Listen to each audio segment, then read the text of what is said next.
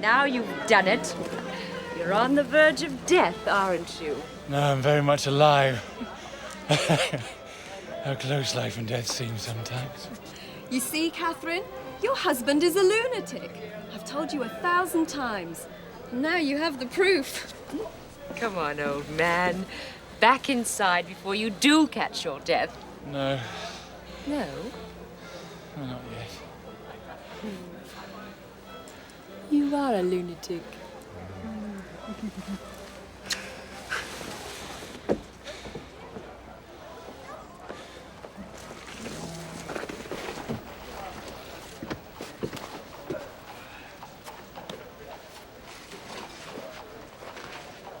Mr. Dickens? Mr. Dickens? Yes? Forgive my intruding, sir, but I have been hoping all evening for a chance to speak with you. Why? Well, I have just read your most recent novel, you see. Actually, I've read all of your novels. All my novels have not been written yet. Well, yes, of course you're right, sir. Quite right. What I meant was that... I know perfectly well what you meant, my friend. Don't mind me. I'm in a very curious frame of mind at the moment. You were about to say? Oh, yes. I've just finished reading your last novel. A Christmas Carol. Yes. Yes, A Christmas Carol. And I was wondering, sir, if you might possibly be willing to tell me how your mind was able to come upon such a story. You see, I have aspirations of becoming a novelist myself. Sir. I'm very sorry. I've upset you. Please excuse me. Pain. Sir? I came upon the story as a result of pain. You know what I mean when I say that? Well, yes. Yes, I can only imagine that you must have labored and struggled and tormented over the story until... Actually, the writing, when I finally put pen to paper, was the most fluid I've ever experienced. No, I speak of the pain of hopelessness that we inflict upon ourselves. You, of course, have known such pain. Well, No need to answer. We all have. Mine was a desperate struggle to cling to that which I mistakenly believed I needed most. Money. Come over here. Sit down with me. Thank you, sir. First, you must understand my original motivation for writing A Christmas Carol. You'll be disappointed, I know, because it was strictly and solely for the purpose of making money. Charles, until I have something from Europe, I cannot... Well, if the report of advanced sales has not returned yet from Germany, Italy, France, then certainly there must be some leeway for the advancement of royalties. Charles, I would give you what I could, but This book will certainly do very well in Europe. I'm certain it will, but I cannot give you anything on speculation. I'm sorry. Thank you As soon very as much for your time, Mr. Chapman. Not money to be spent on frivolous luxuries, but money just to keep my daily commitments. This financial crisis was due to the unexpected poor sales of my last book. This situation brought to the surface a fear that is always deep within me. Fear of someday finding myself poor again. Poor again, sir. Yes, poor again. Already I have told you something which very few people know. So the solution to my financial problems was quite simple. I needed to write something, quickly, something that would sell. but my mind was frozen. I could not create.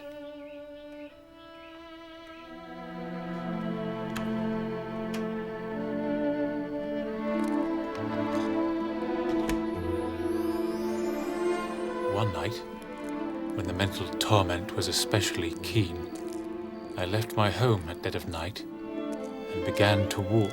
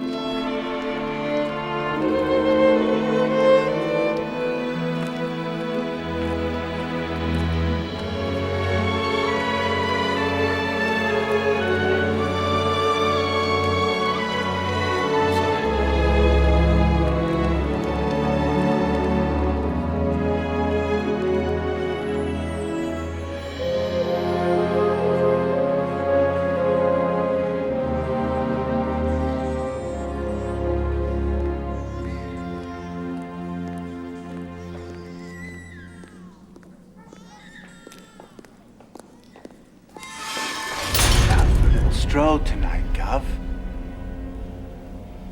Excuse me? Be glad to, Gov. Just turn them pockets inside out. I do not have any money. Well, if we knew each other better, I might be so inclined in taking your word on that. Ain't it right, partner? That's right, Gov. Very reasonable he is that way. I'm telling you, I have no money on my person. Well, that's rather unfortunate. Yes, indeedy. It seems we have a policy on that, right, partner? That's right. No tell, no go. But first, we'll check the pockets ourselves. Oh! Follow me.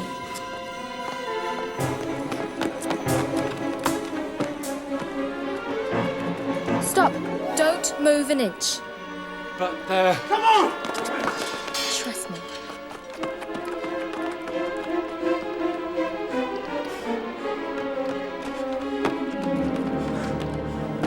Where is he?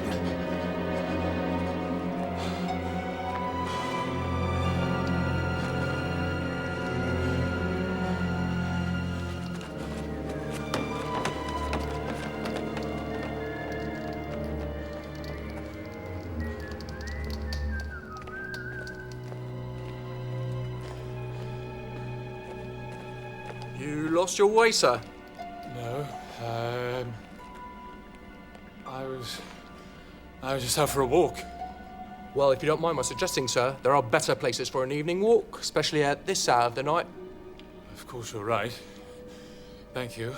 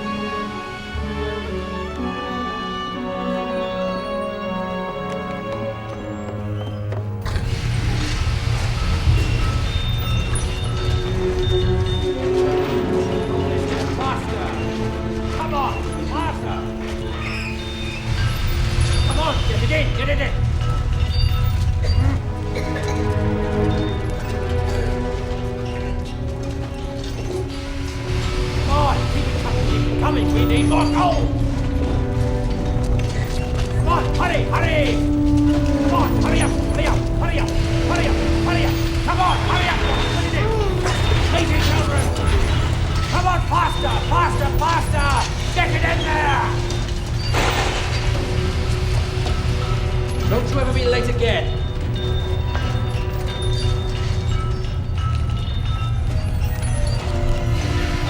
Kill those buckets! Get away from there!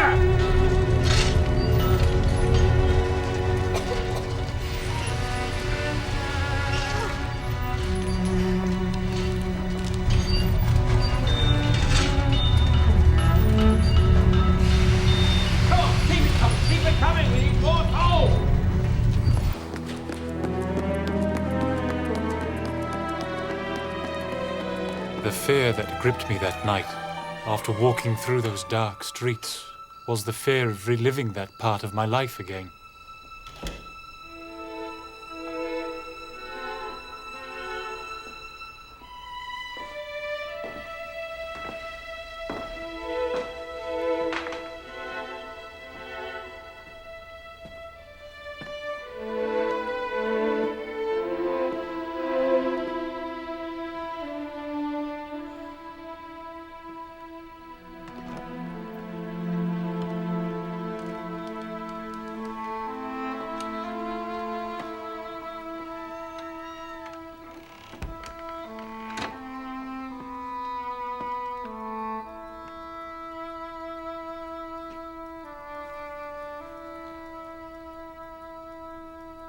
And added to that was the realization of what that would do to my wife and my own children.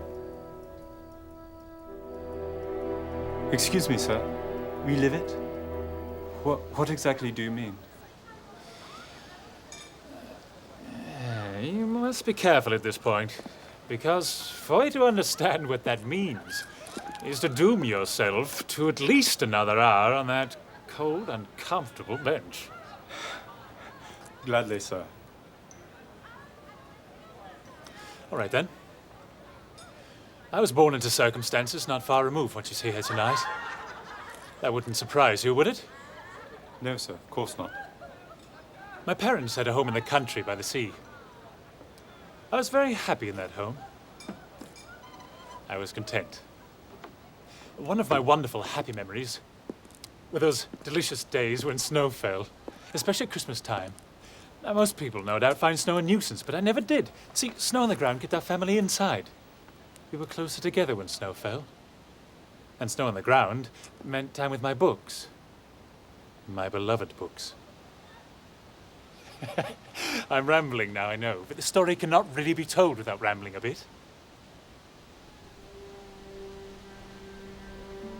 Books. I always now connect together the changing of our family fortunes with books. We'd moved to London from the country, and we were in debt. The reasons were many, and I will not elaborate, but our situation became quite desperate. Just take those for now.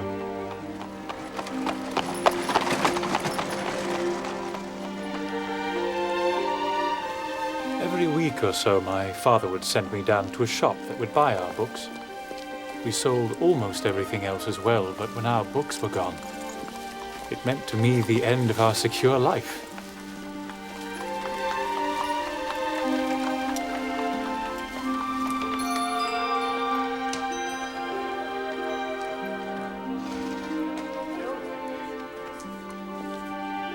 Books symbolized wealth, and wealth symbolized security. 1 minute, boy. Good day then, sir.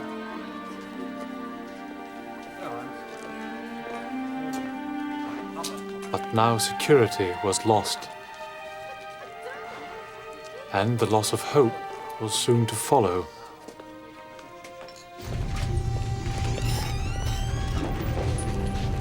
At 11 years of age, I was put to work in vain to prevent my father from going to debtor's prison. Dickens! What they're doing is what you need to be doing. Now get to it. Mr. Marley, sir, how nice to see you again. You come for some coal, sir? Yes, fetch it quickly. Dickens! I had heard of the infamous child labour factories. Like everyone else, I thought to myself, oh, the poor, pitiful dears. What a hopeless, pathetic lot. Mr. Marley's bucket there.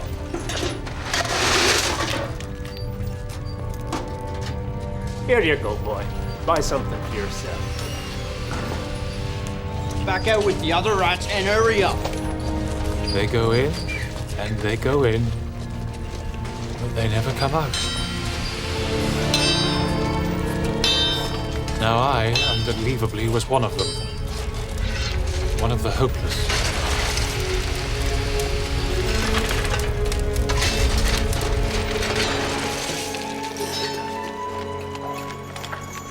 My family was finally sent to debtor's prison, and and I lost all hope. I was only a young lad. How could I feel anything else? Can you hear prayer of the children on bended knee in the shadow of an unknown room, empty eyes with no more tears to cry, turning heavenward toward the light.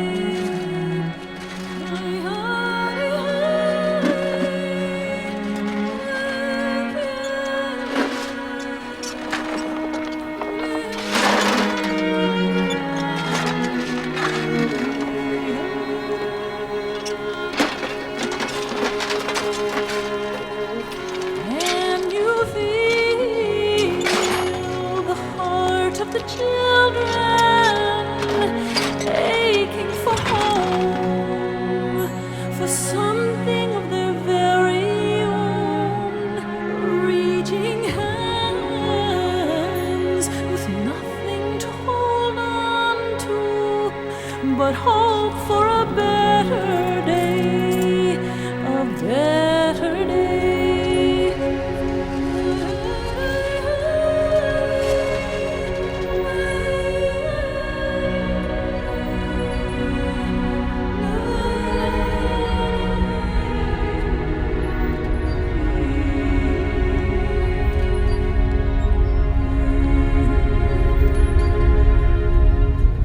I have gone back in my mind to that place above the Thames more times than I could possibly count.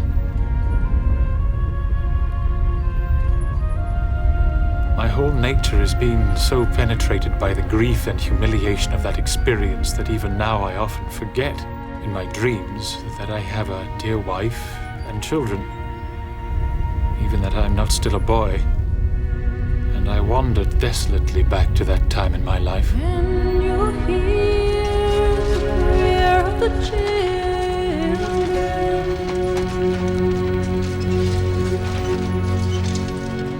And that was my frame of mind just 3 months ago. But the torment was not confined just to the subconscious images of sleep, no. I was driven by my fear, physically back into the streets. Why? There was only anguish to meet you there. And there is your answer. The streets gave my self-pity a path to walk upon.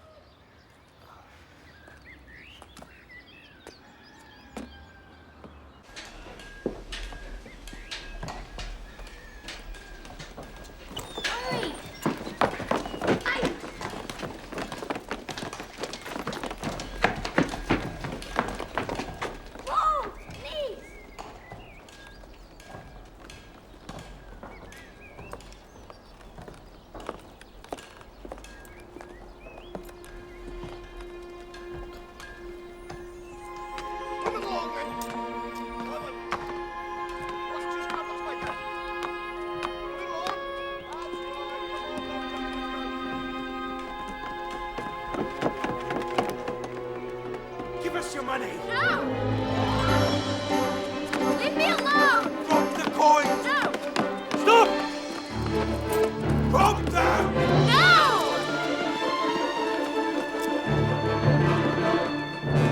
Leave me alone!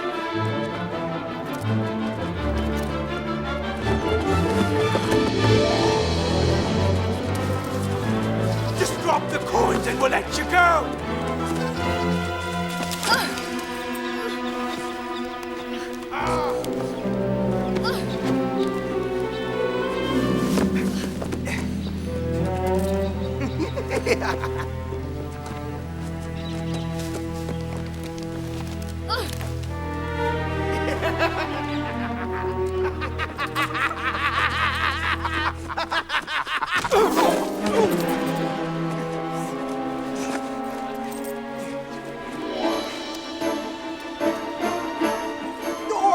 All right, here it is, Governor!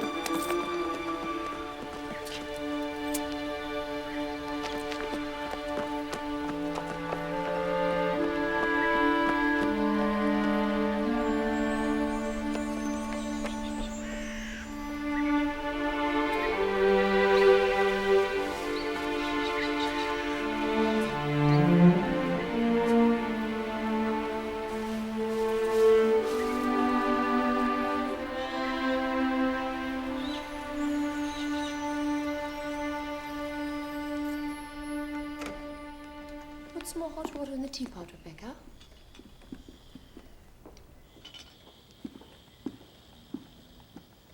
Charles?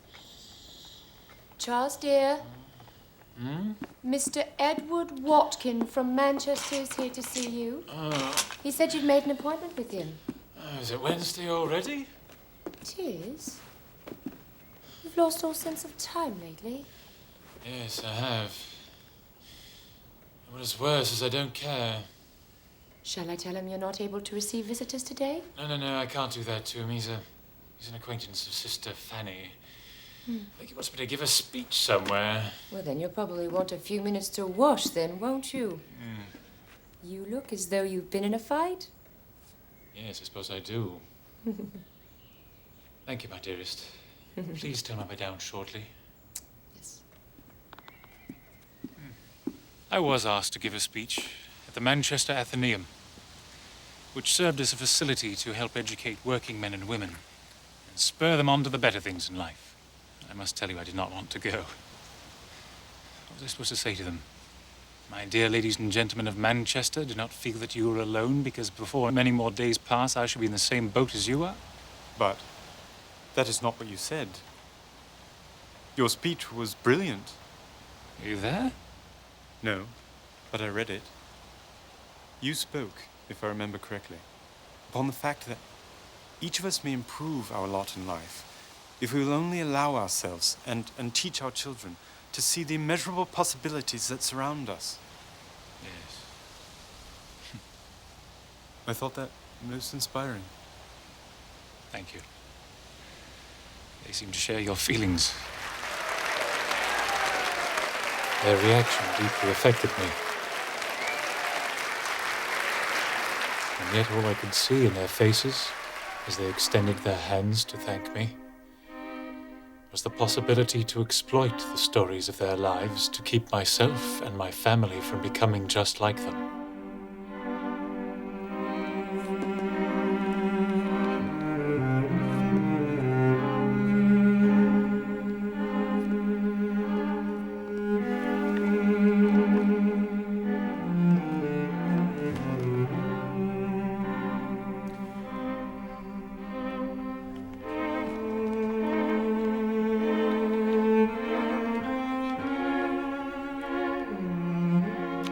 I struggled to put meat on a theme, to create characters and develop a story.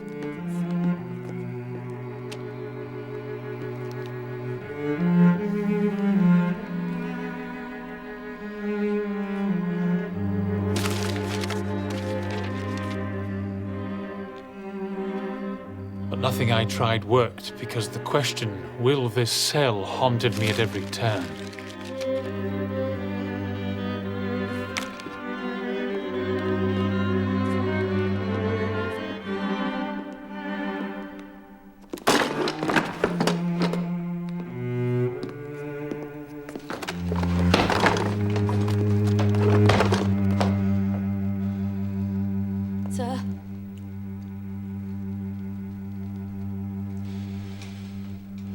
Everything's fine, Rebecca. I'm very sorry, sir. Please go now.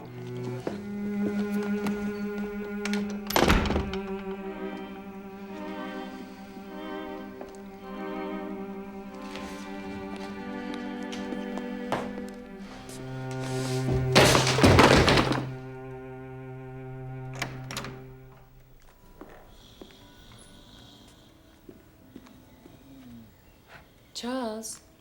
Charles, dear. Miss Burdett Coates is here.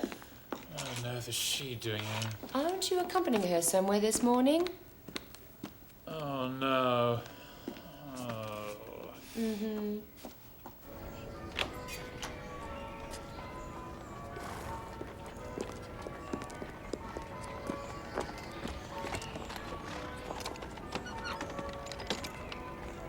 Good day, sir. On, driver. You didn't want to come today, did you? Now, why on earth would you say that? Oh, I could tell by the way you stepped into the carriage. Did you indeed? Can you read my thoughts as well? Yes, I believe I can. You're fussing or mulling over something at your writing table. I am fussing, all right. Not over anything at my writing table, because there's nothing to fuss about. My study is awash with paper filled with useless thinking. I have a general theme that I'm desperate to explore. But inspiration has abandoned me. Do you really believe that? Believe what? That the hand of Providence guides your writing? Yes, I suppose so, some of the time. And what accounts for the remainder of the time? Well, hard work. And a gift to create from what I see in the world around me. Run-of-the-mill people, circumstances which I develop into a character or a plot. Is there a difference between this gift you speak of and the helping hand of inspiration? I don't know what you mean. Seemingly ordinary people and events are simply dismissed by most of us, overlooked or unheeded, when in fact they may come into our lives for a purpose. So I just wonder if you're actually overlooking the hand of Providence when it does play a part in your work. Well, I suppose I might. Do you not? Whenever I'm thinking only of myself. Now, that was a swift answer. But it is true, is it not? Getting beyond our own needs takes thought and effort and, above all, an unselfish heart. Overlooking the hand of Providence in our lives just takes a turn of the head and it's done with.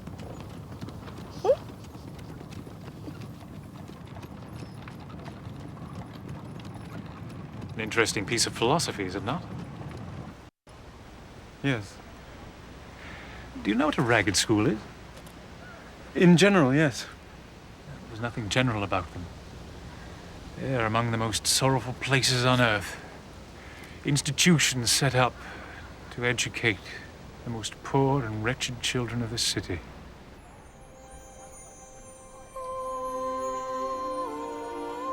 Miss Burdett Coates had often spoken of her desire to lend a portion of her massive wealth to the ragged school effort. But I failed to see how my presence on that day offered any immediate help or relief to the plight of these children. Some of the children are orphans. Some have become agents to thieves and murderers. Some, even some of the very youngest, will do anything to survive. Children! Children, please! Please, children! Stop fighting! So much trouble! Stop, please! Children, please!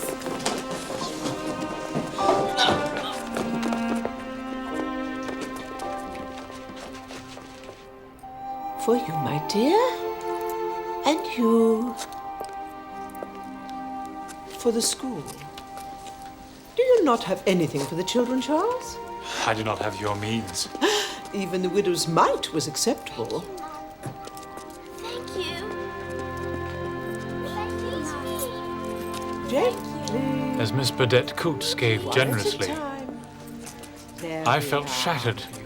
Shattered at what you'd seen? Yes, certainly that. But also by the anguish that was welling up inside of me. I do not understand. You see, this experience, unlike the speech that I'd given in Manchester, had awakened the crusader in me. I desperately wanted to do something about what I'd seen, something that would make a difference in the lives of these children. Yes, but why would that torment you so? Because in my mind, there was no way to do something for them and still to write and sell a story that would make me quick money. So it was money, don't you see? The need for money was always the source of my pain. Do you see what my thinking was? Yes. Yes, I believe I do. My purest desire to use my writing to help these children was shut off by this desperate clinging to that which I believed I needed most. Money. Yes.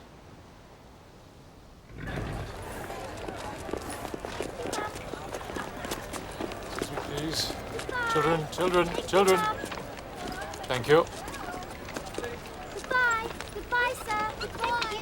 Thank you, sir. Goodbye. Is something the matter, Charles?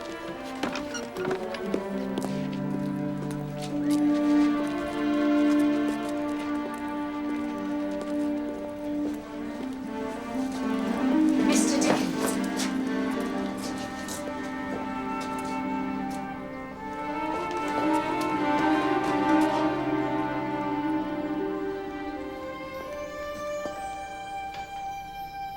Can I help you, Mr. Dickens?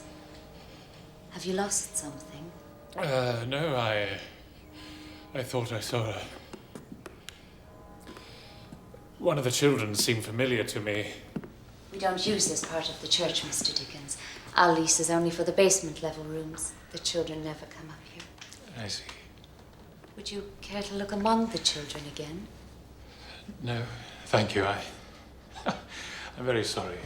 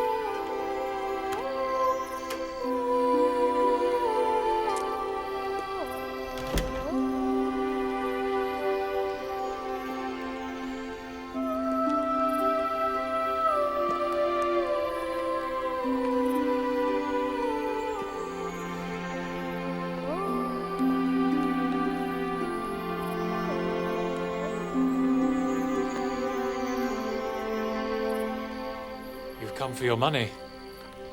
I won't be a moment. Thank you, but I haven't come for the money. No? No. But certainly you must need it. No more than the children in the ragged school. And you were there. Yes. I've come to help you. Help me. Yes. You were awake in your room. Well, yes, I was. You feel troubled. I was, yes. Then you'll be out walking in the streets again. You remind me of someone I knew years ago. Oh, a friend?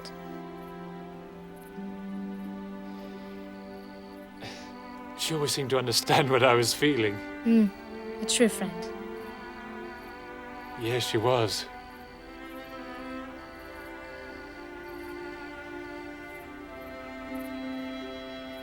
You do not sound like a child of the street.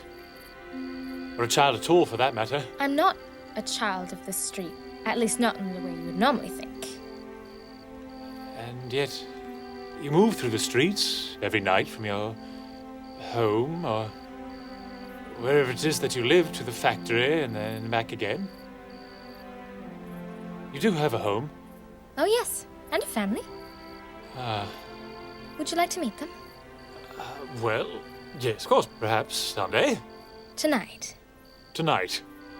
Well, it's very late. Not for my family. I see. Well... Very well. Why not? I'll just step back inside and put on some proper clothes. Oh no, that would disappoint them. I've already told them you're a madman. Have you now? Well...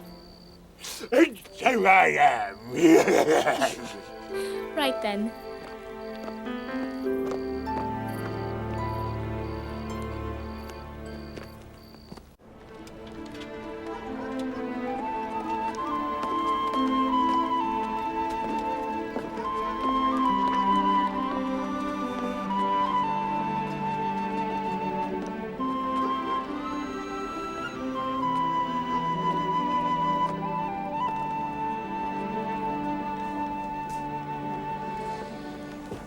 I suddenly feel very awkward.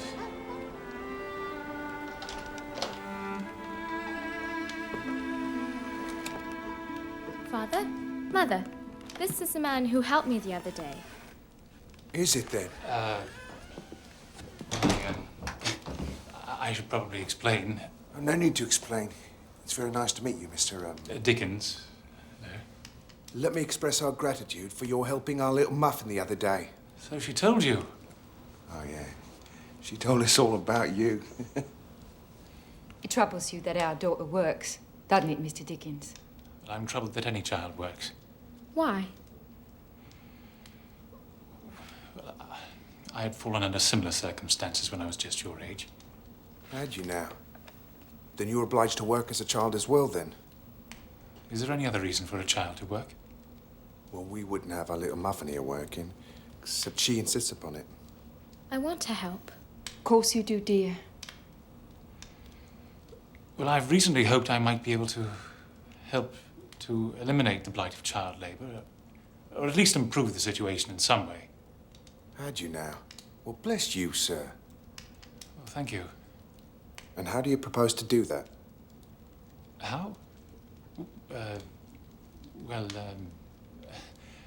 I'm an author. Yeah. Oh, wonderful. Perhaps you could write about the conditions you see in the streets. And people would read about it. Oh, it'd be wonderful, Mr. Dickens. There's so many bad characters about, and they prey on these working children. It's monstrous, really. Why, that is precisely what I have been thinking of doing. But you haven't written anything yet. Well, no, not yet. I have yet to come upon the right way to approach it. And, well, even if I do, what reason do I have to believe that anyone would buy it? Does that matter? I mean to say, what good would come of it? Well, perhaps nothing good would come of it. Not right away, but over time. That's right. Over time. Everything truly worthwhile does take time, doesn't it? Indeed it does. Perhaps you could write something that would affect people for all remaining time.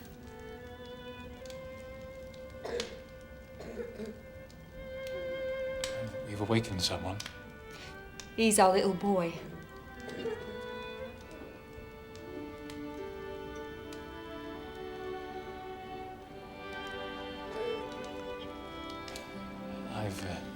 I've intruded on the peace of your home long enough for one evening. Oh, no, not at all. It's been a real pleasure. Well, thank you. Me as well. But I really must be going home. You'll guide Mr. Dickens on, won't you, dear? Yes, I'll show him the way. Well, thank you. It was very kind. Perhaps I could, Yeah? Perhaps I could meet your son someday. Oh, he would love to meet an author. He loves books. Really? Well, thank you. Good night.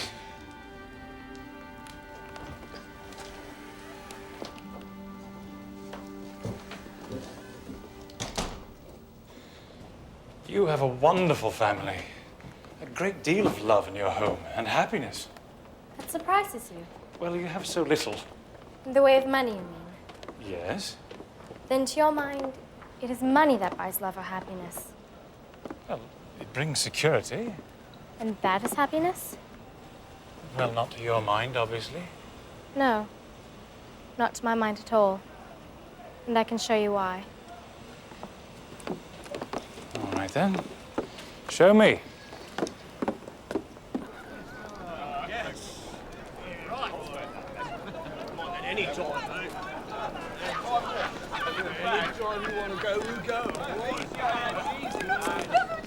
Why are we stopping here? Look. On any night on this street, you can see very secure-looking gentlemen coming out of the building. And that gentleman spends every evening with all the companionship and merriment that money can buy. Well, fond farewell for the night. But he does not look truly happy to me. This man looks strangely familiar to me.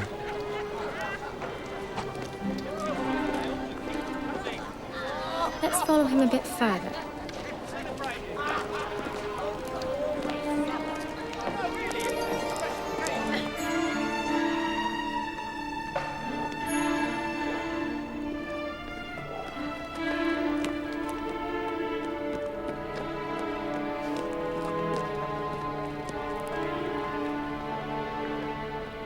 Watch.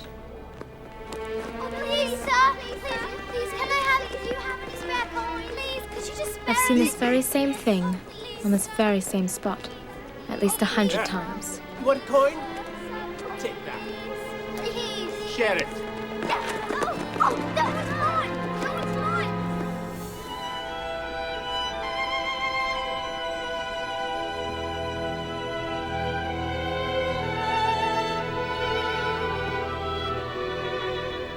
You've lived it too, haven't you, Mr. Dickens? Please. Give it to me. I found it first. It's mine. I found it first.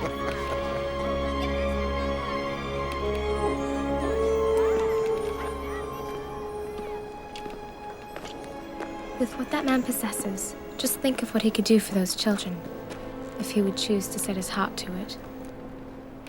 And for many more like them. Come. Did you follow her? Oh, yes. It was as if I was in a deep dream, where the events of the dream are completely out of the dreamer's ability to control.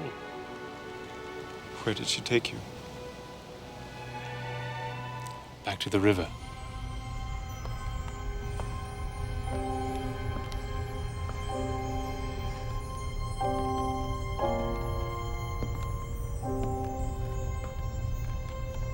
This is the final shift of the night. And it is pay time for the dear little souls. If you can call what he gives them pay, what he's handing them for all their work might feed a rat for a day or two. That is why they go out from here and beg before the streets go empty for the night, just like I. Yes? Nothing? On the day he pays, he sends them through in shifts. Presses him to part with his money all at once, I suppose. Who is he? You mean, who is he now? Or who was he before?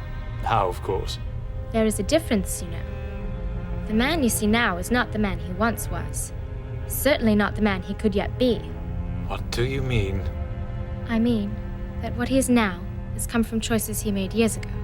What choices? How do you know? He chose to believe that security was most important above all other considerations. Over love, a family, everything. Now he has all the money he could possibly want. But look at him, poring over his ledgers alone. Even his penny-pinching partner Marley hired a clerk to watch over the books. He had a partner? Yes. But no longer. No. He died on a Christmas Eve. Christmas Eve. It's a sad time to die.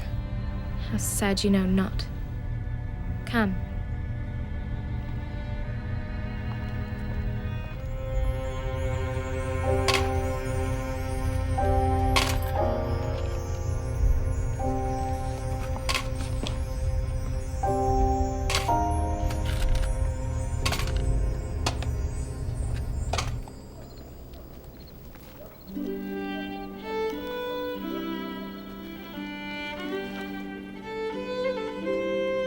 This is a wretched little place.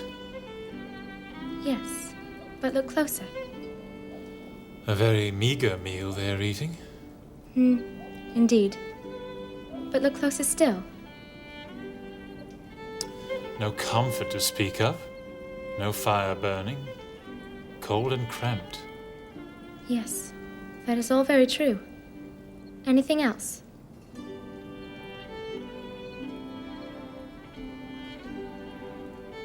They love each other and seem grateful for what they have. Yes, they are grateful, for they had been a family of the street. To them, this room is a palace, and their meager meal is a feast. Do you know them? No, but I know of them, and many more who were of those same circumstances, until a generous man came forward to help them. Must be a man of great means. No, not great means, Mr. Dickens. Look at them. He gave what he could, and they counted as a great blessing. Yes. I can see that. I have one last place to show you. Come quickly.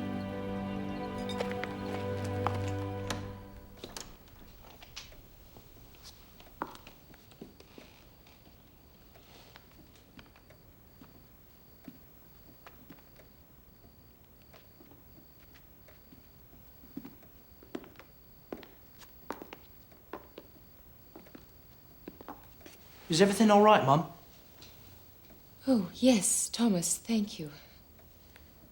But I have an errand for you to run, very urgent. You mean right now, Mum? Yes, now. Go and change and I'll have a note ready for you. Yes, Mum.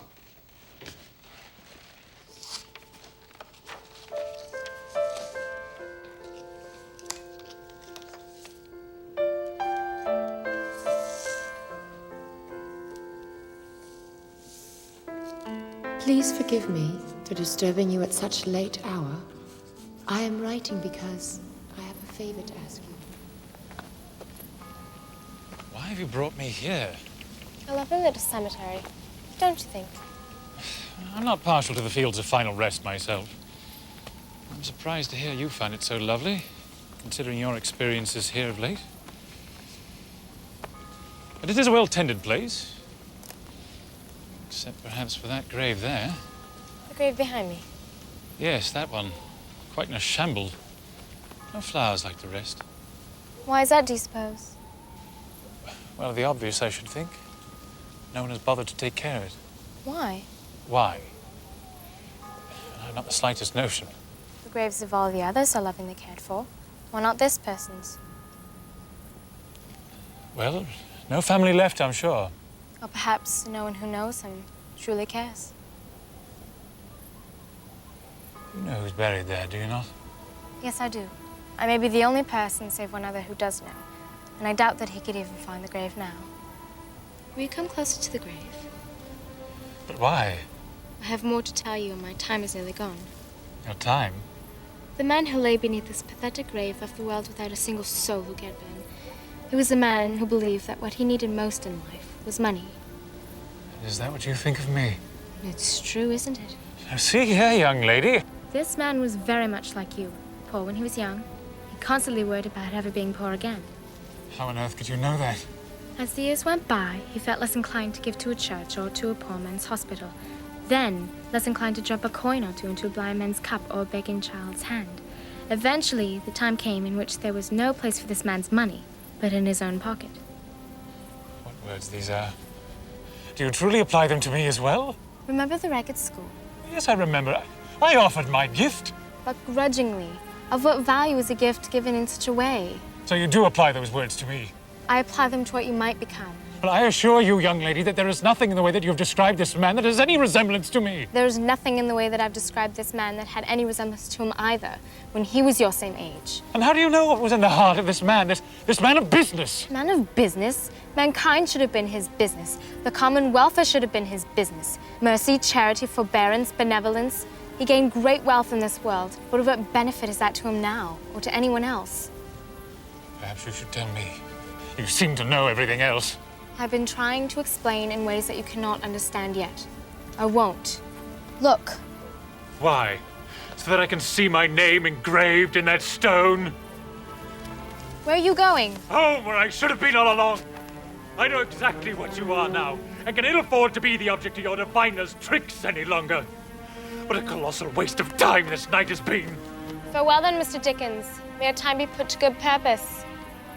And may God bless you. Oh, yes, and may God bless you too. And may God bless us. Everyone.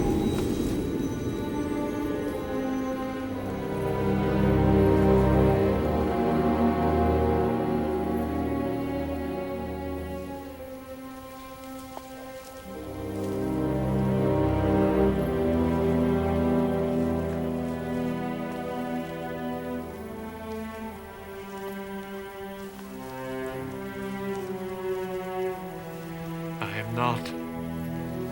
Nor could I ever be the man in that grave. So here I was, at the deepest hour of the night, my wife and children with no idea where I was, and the worry to write and sell twisting my stomach like hemp on a rope-maker's wheel. And now, added to that, my conscience was stricken. I felt guilty. I'd offended my little companion, who shared with me the drama and dilemmas of the world in which she lived, which seemed so close to the experiences of my own life at her age. Our adventures of that night were all very curious, certainly. But there was no malice on her part. Her motives were only of friendship. Her object lesson of what I might become was born of genuine concern for me, formed from her observations of what happens to us all when certain roads are taken. And so, I went back to her home to apologize.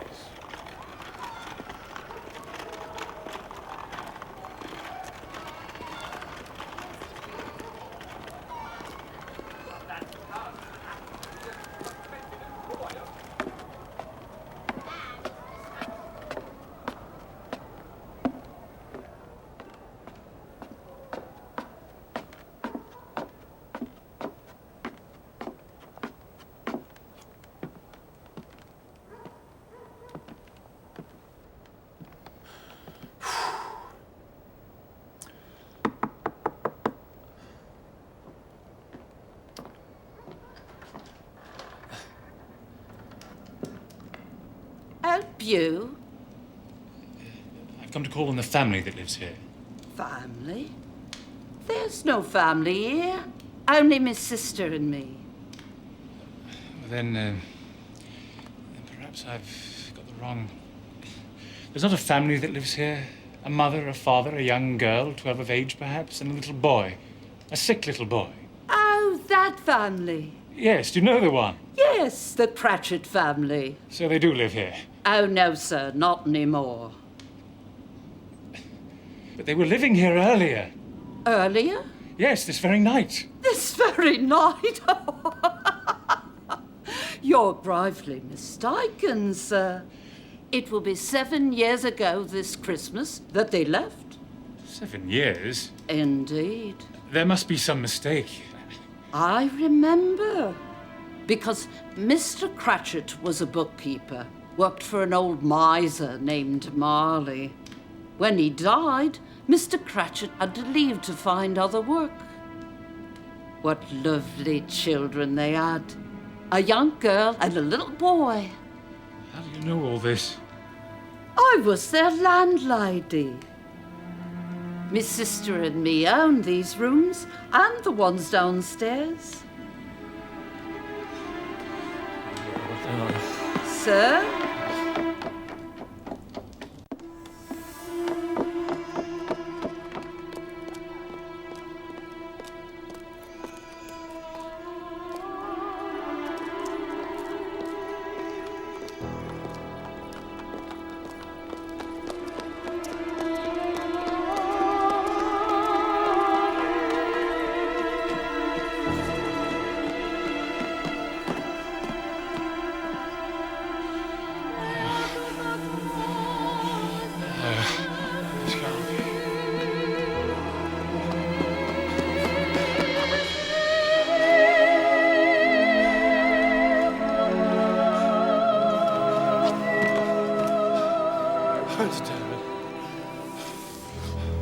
the tavern that was here!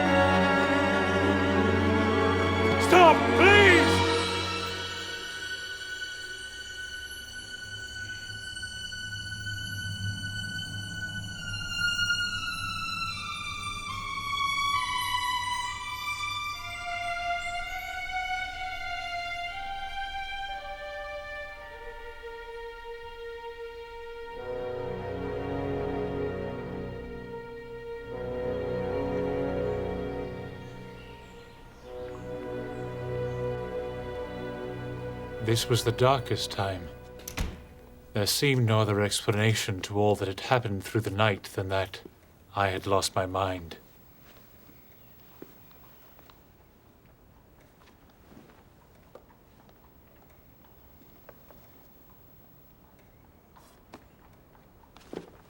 Hello, Charles.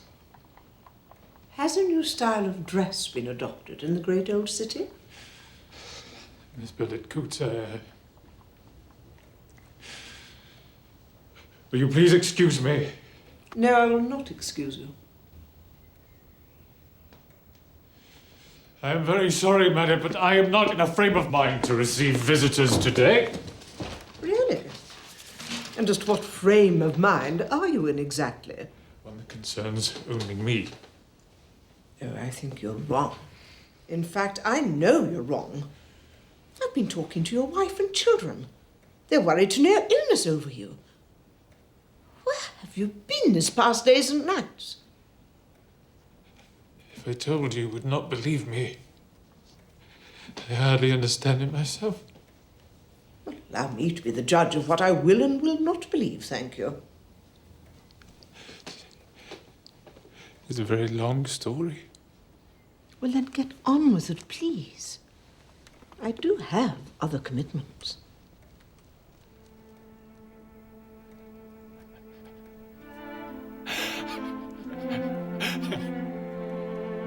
Very well. First, you must understand how... So I told her my story. The very same story I have been telling you. You remember my actions at the ragged school? I saw her there. But she disappeared so quickly. She took me on such a walk, such a journey through the streets of London. She introduced me to her family and the life that she leads in the streets, the people in the streets. I was so cruel to her. You have no idea. Everything and everybody that I saw not an hour before was gone. So, there you have it. Every detail that I can remember. So, your mind has taken a journey to the dark land of the insane. Is that what you think? It seems obvious, does it not? Well, that would be the easy conclusion, certainly. Pardon me? Look at yourself, Charles. You're tired, worried. You feel sorry for yourself. Why should you not conclude that your wits have left you? I find your attitude... Unsympathetic. Yes, unsympathetic to say the least. Charles, listen to me, and listen to me carefully, because I must be going. Do you remember the conversation we had yesterday in my coach? We were traveling across the city to visit the Ragged School. Yes, I remember. Vaguely. I had asked you if the hand of Providence ever played a part in your work. What was my answer? Your answer was yes, at times, but it was also your gift of observation. And so? Charles, you are not going mad. Of that I am convinced. God has somehow set his hand to help you, and you have chosen not to see it. There is something that you are clinging to that prevents you from using your God-given gifts. God has set his hand to help me? Have you listened to a word I've said? Every word. If anything, God has abandoned me. Let me barren at a time when I need him the most. Nevertheless, my belief is firm. God does not set forth his hand to help us without giving us cause to have faith and go forward. But neither does he serve up everything to us on a gold platter. Now, my suggestion to you, as your friend, is to do what I have had to do many, many times in my long life, and that is to set aside these feelings of sorrow for yourself and your situation and to replace them with gratitude. Then go back out and finish this journey that the little girl has begun for you. Seek the answer to that which you cannot or will not understand. And the solution to your problems will be made clear.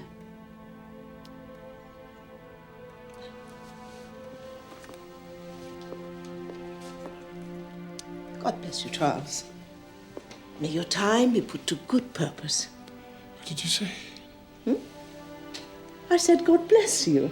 And I meant it. God bless us, everyone. Indeed.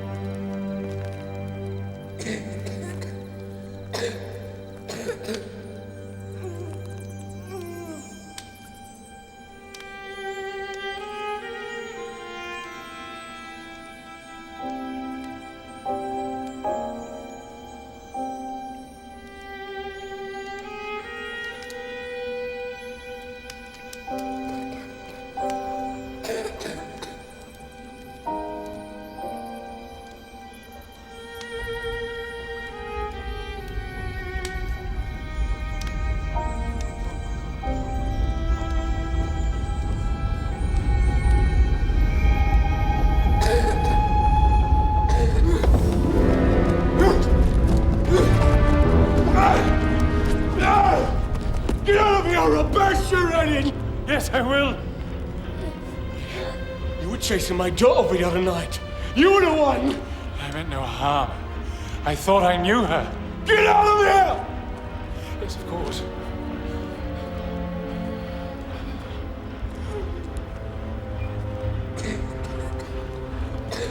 I had never seen people living in such horrible circumstances before, not even when I was a boy. How could this be? An entire family slowly disintegrating in the street.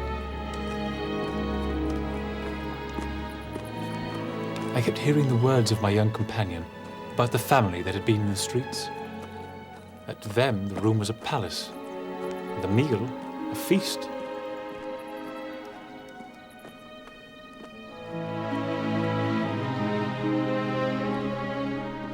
All the way home, I thought of that family.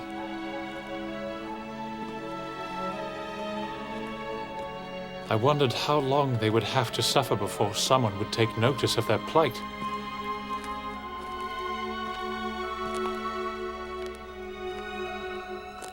And that was when it happened.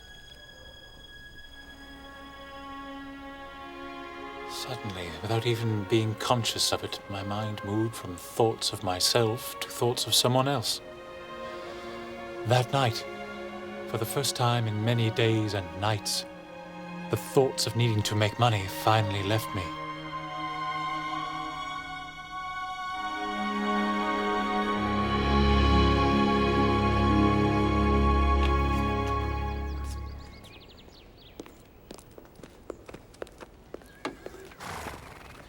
Will this be all you need, Mr. Dickens?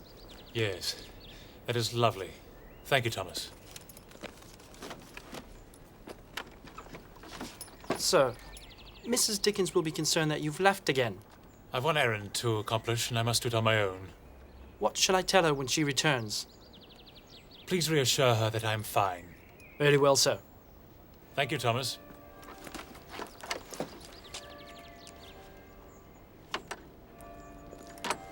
Thomas?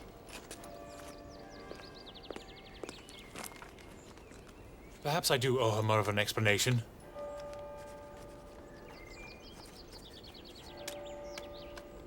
Have her meet me there. In 1 hour. Very well, sir. Thank you, Thomas. Drive up.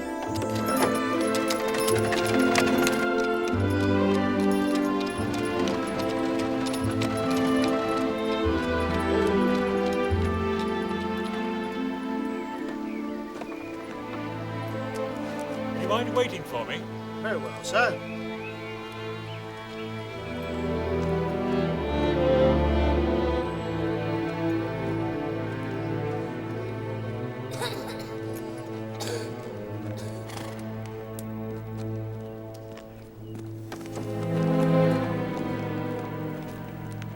What are you doing here again?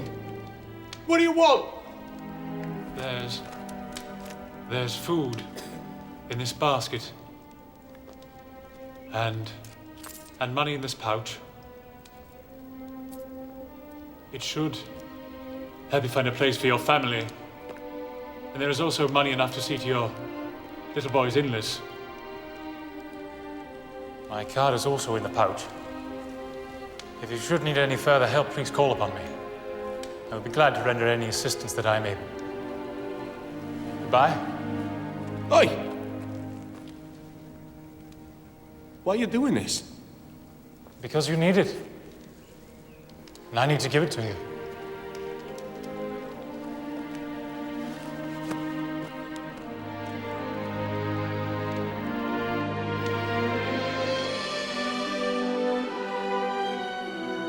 How powerful a simple act of charity is. How healing. It distilled upon me a feeling as peaceful as I have ever felt in my life. So very peaceful, even secure.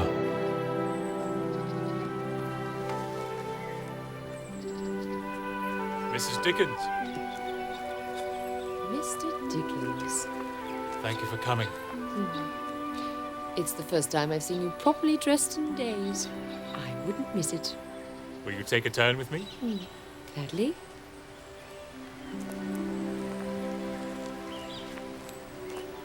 have so much to explain. So much to tell you. And you thought this would be a perfect place to start? Strange, yes, I know, but... Yes. It is a lovely little cemetery, don't you think? What? Lovely is hardly a word I would ever imagine you to use for a cemetery. Do you know that man? Yes, I do. I should wait here. Yes, all right. I won't be a moment.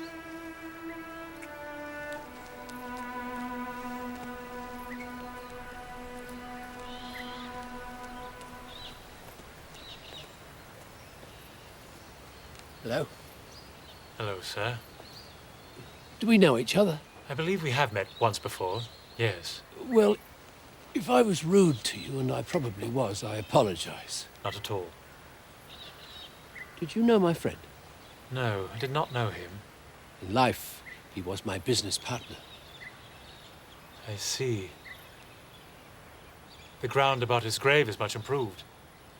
When I was last here, it seemed very neglected. Then you've been here before? Yes. A young friend brought me. But only one other person knows where this grave is? So she told me. And she must be a true friend of yours as well. A truer friend I have not had. Could you tell me, sir, where I might find her? To thank her, you see, when we last spoke, You acted selfishly? I see we have more in common than just our little friend. Yes, sir, I believe we do. Well, I must be going, and all I could tell you is that I have searched for our young friend in vain for 7 years. 7 years. Goodbye, then. Excuse me, sir. I wonder if I might have the pleasure of shaking your hand. Oh, yes, all right. A good firm handshake. I like to think so. A very peculiar young man you are. I'm certainly that, sir. Thank you.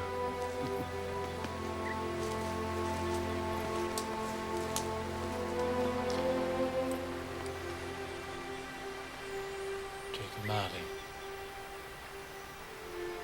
Jacob Marley. Jacob Marley.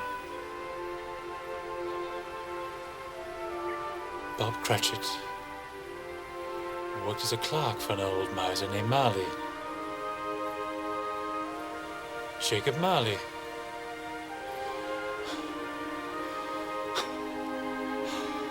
Extraordinary.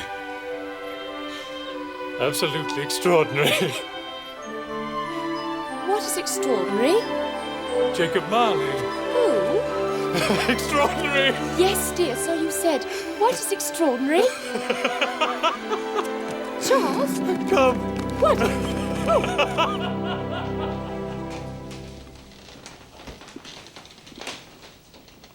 you all right, Mum? Oh, yes. We've been here for quite a while, haven't we? Yeah, but why, Mum? That has been going on for quite some time now. Sometimes he's laughing, sometimes he's crying, sometimes he's talking to himself. Man of the worldly mind, do you believe in me or not? Perhaps it's best to not serve us breakfast right now, Mum. Oh, nonsense. Ah, Rebecca, how glad I am to see you. I am famished. Set the tray right down here, and I shall attack it immediately. Good to see you feeling better today, sir.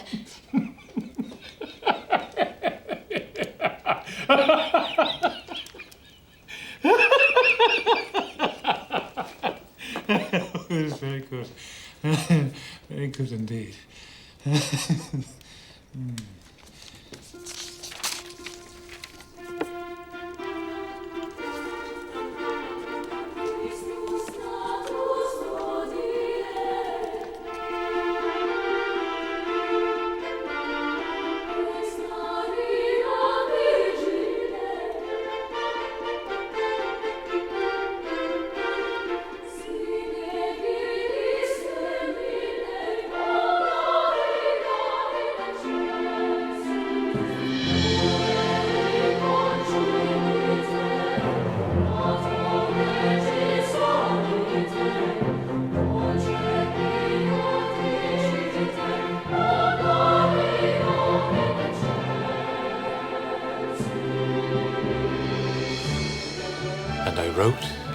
wrote, and I laughed, and I cried.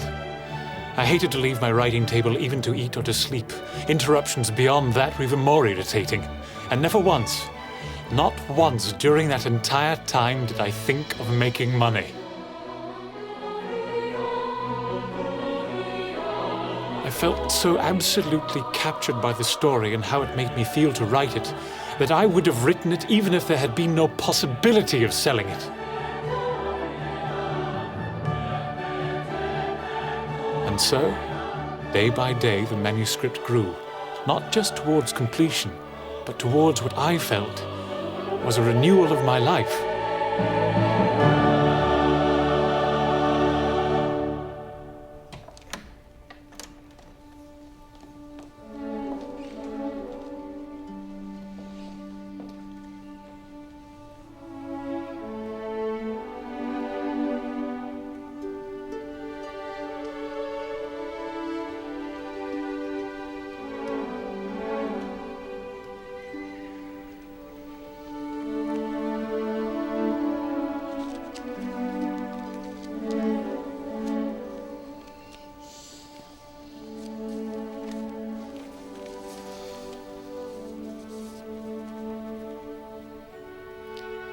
I have attempted, in this ghostly little book, to raise the ghost of an idea,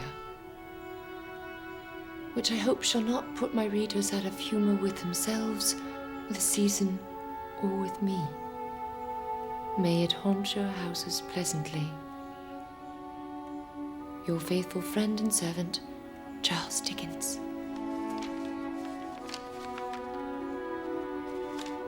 Marley was dead, to begin with. There is no doubt whatever about that. Old Marley was as dead as a doornail. Old Marley?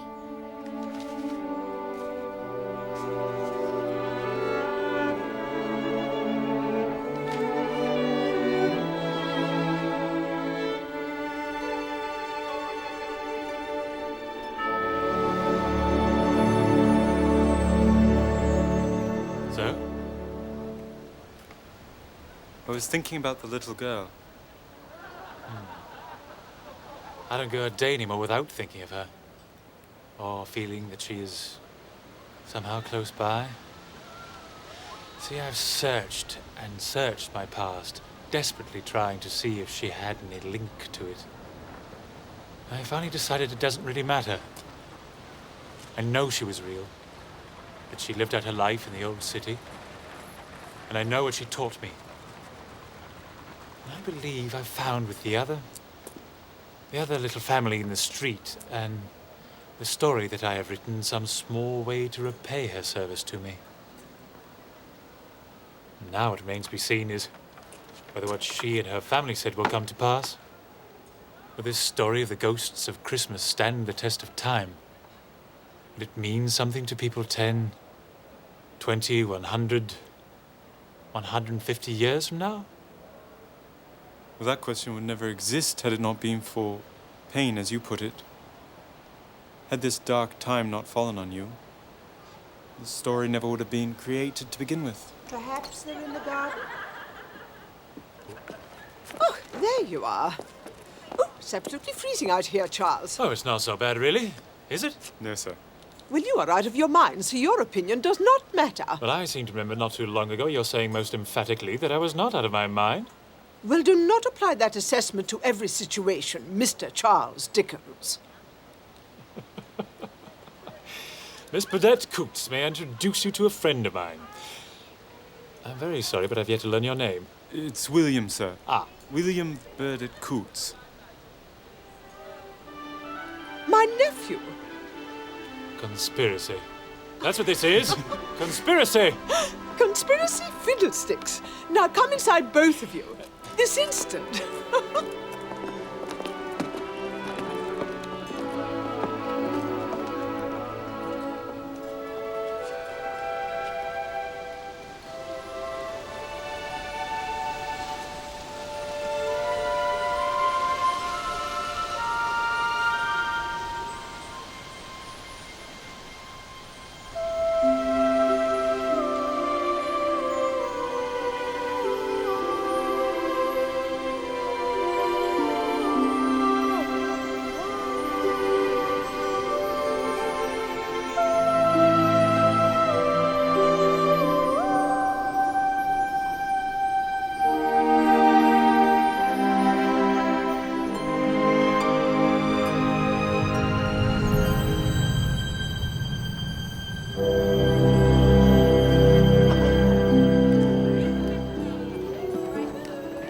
Mrs. Dickens?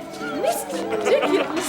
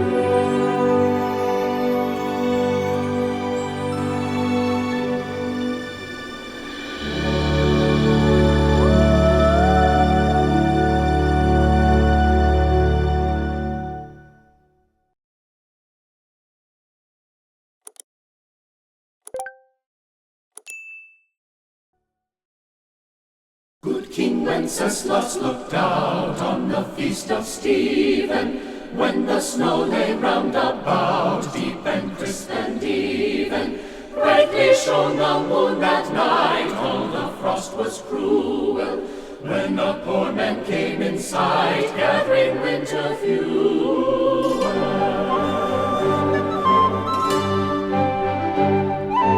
Hither, page, and stand by me, if thou know'st its telling. Yonder peasant, who is he? Where and what is dwelling? Sire, he lives a goodly Kent, underneath the mountain, right against the forest fence, by St. Agnes' fountain.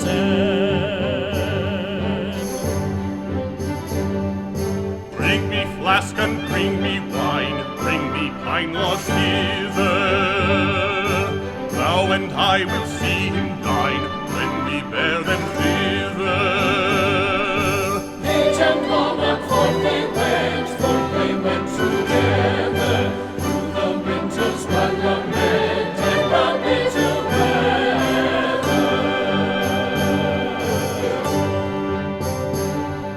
Sire, the night is darker now, and the wind blows stronger. Fails my heart, I know not how, I can go no longer. Mark my footsteps, my good page, tread thou in them boldly. Thou shalt find the winter's rage, freeze the bloodless boldly.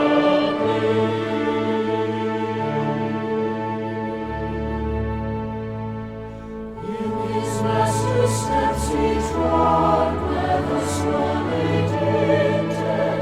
It was in the very sod which the saint had printed. Therefore, Christian men, be sure, wherefore rank possessing, ye will now will bless the poor.